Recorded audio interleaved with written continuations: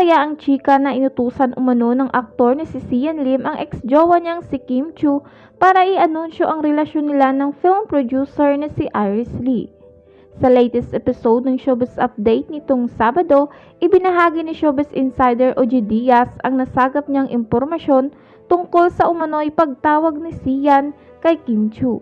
Tumawag daw itong si Sian Lim kay Kim Chu at ang sabi niya, "Kim, pwede mo nang aminin ha na mayroon na akong girlfriend."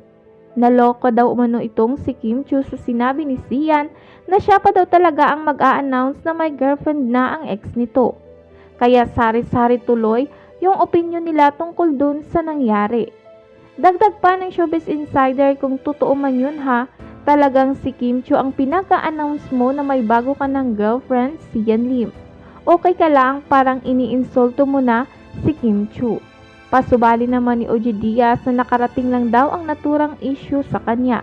Malaya naman daw sina Kim at Sian na pabulaanan ang kanyang mga naiulat kung sakaling hindi ito totoo.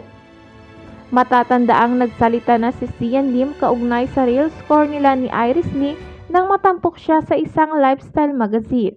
At doon nga kinumpirma ni Sian ang relasyon nila ni Iris Lee at very happy daw silang dalawa.